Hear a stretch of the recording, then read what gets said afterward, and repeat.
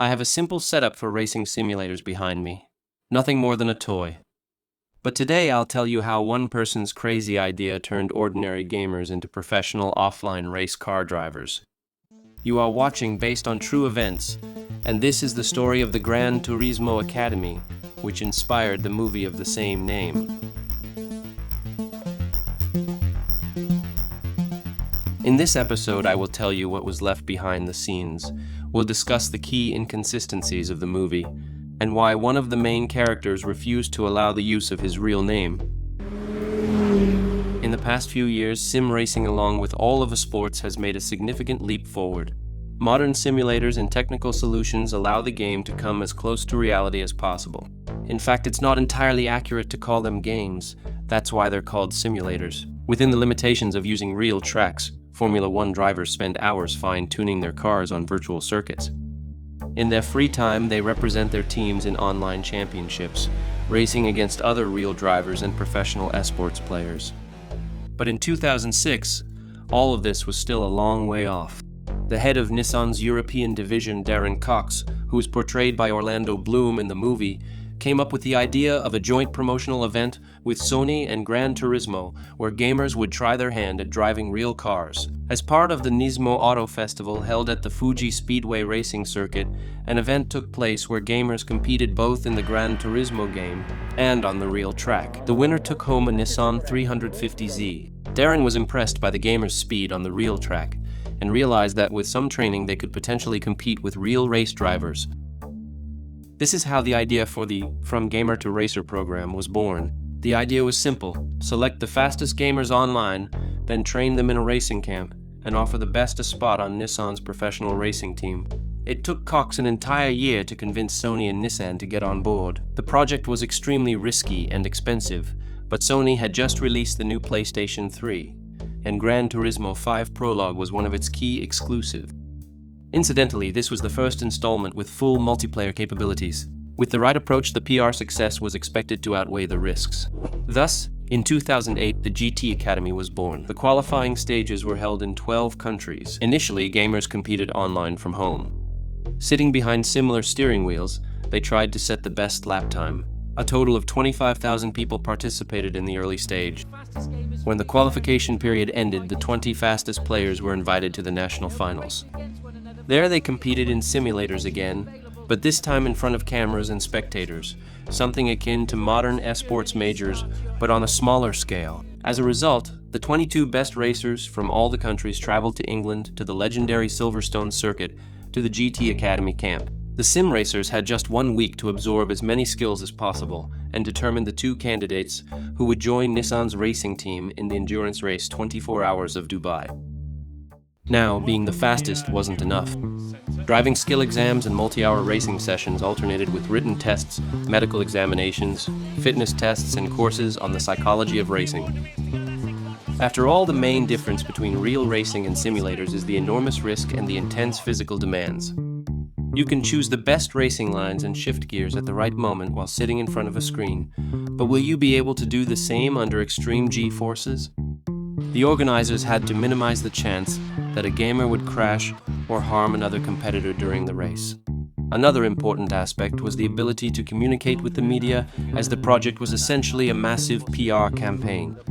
The task of selecting the best of the best was up to the jury, led by Steve Dix, a former racer and coach to well-known athletes. In the film, we only get to know Johnny Herbert, the most famous racer among the mentors, portrayed by David Harbour.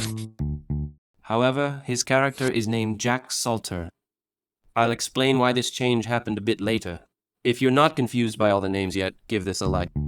So each day, the mentors eliminated 2 of the weakest participants based on a combination of factors, and by the final day, only 8 remained. On the last day, it started raining, which made things much more difficult for the gamers, but also gave them the chance to showcase all the knowledge they'd gained. The participants had to endure a race under pouring rain, followed by single-seater runs on a wet track. Afterward, the 2 slowest racers were eliminated from the project. The remaining racers faced the final knockout race, from which the winner emerged Spanish driver Lucas Ordonez.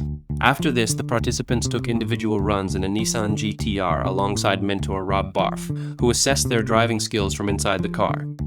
As the final test, the sim racers had to answer questions from all the jury members trying to prove they deserved to be crowned GT Academy champion. After much deliberation and discussion with his team, Steve Deeks announced the winners, Lucas Ordonez from Spain and Lars Schlammer from Germany. Wait, where is Jan Mardenborough, the main character of the film? Jan would only appear in the third intake of the Academy in 2011. But let's first wrap up with the Spanish winner and find out how he fared in real-life racing. After the GT Academy selection process, Lucas Ordonez began full-fledged training with a real motorsports team and earned a professional racing license. As for the second winner, Lars Schlammer, he struggled with high-powered cars and eventually left the program. On January 9-10, 2009, Lucas had his debut race as part of a crew in the 24 Hours of Dubai. And they secured third place. A huge success for the GT Academy project, and that wasn't the end. By the end of the season, his team finished second overall in the championship standings. In 2011, he even achieved a silver finish at the most famous endurance race, the 24 Hours of Le Mans. Let's congratulate Lucas, and keep him in mind, he'll cross our path again. The success of this gamer from the first season inspired the organizers to continue the program. Kazunori Yamauchi, the creator of Gran Turismo, admitted that when he developed the game, his dream was for a real racer to emerge from an ordinary person playing his simulator, and that dream had come true. The GT Academy was gaining momentum. With each passing year, the selection process expanded to new regions. Each country had its own jury, and the challenges grew more elaborate with some resembling special forces tests. After the regional finals, all the winners were sent to England, Silverstone. In 2011, Jan Mardenborough, the main character of the film, participated in the European selection. So why was he chosen as the protagonist of Neil Blomkamp's movie? What set Jan apart from other GT Academy participants, especially the winners, was his minimal driving experience. Most of the Academy participants had long been involved in karting or amateur racing. Jan only did karting from ages 8 to 11, while his parents could afford it. By the time he entered the Academy, he was 19 years old, and his driving experience was limited to his parents' car. This made his story stand out, as it vividly demonstrated the transfer of online racing talent into the real world. The final selection stage, in which Jan participated, included 12 finalists.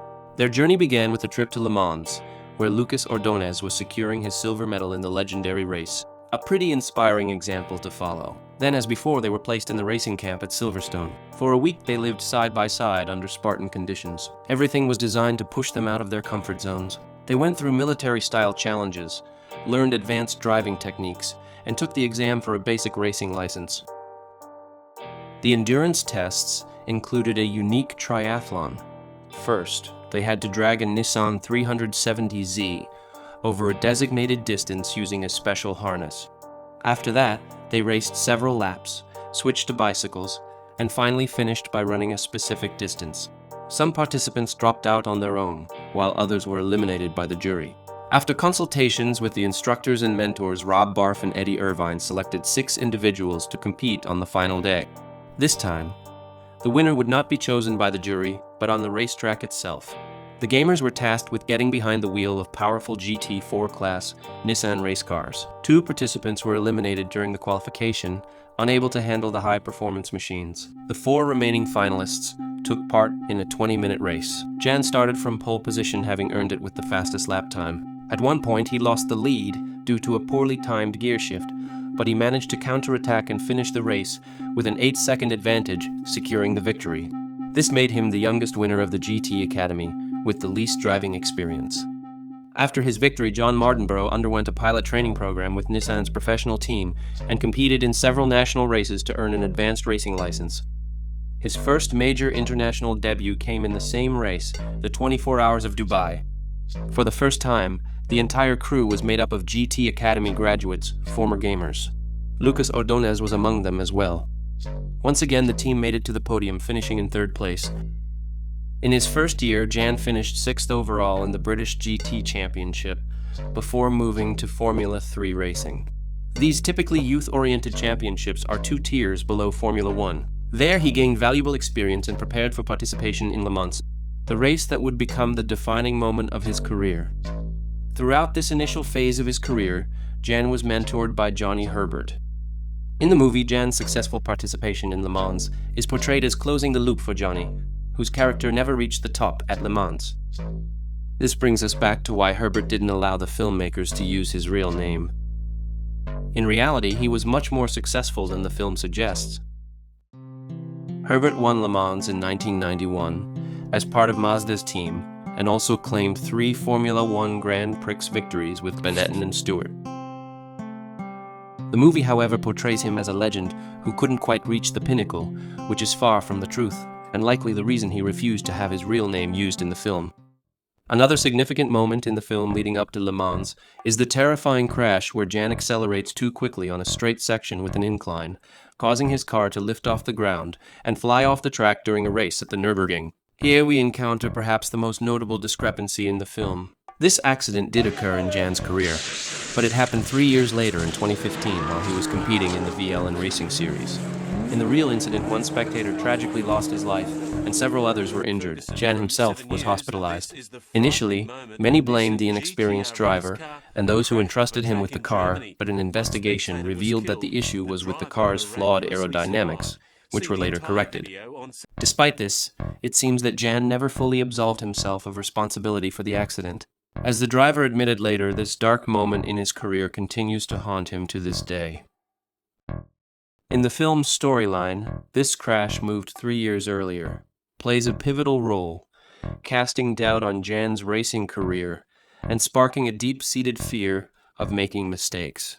This fear causes Jan to slow down after a fellow competitor crashes into a wall at the critical Le Mans start. Interestingly, the screenwriters may have borrowed this fear from his mentor Johnny Herbert. In 1988, Herbert was having an excellent season in Formula 3000 and several Formula One teams were eager to sign him.